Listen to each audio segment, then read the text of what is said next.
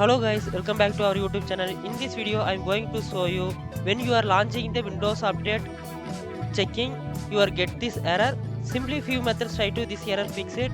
Why did you get this error? See, sometimes if you have get corrupted files or mistaken files, you get this error.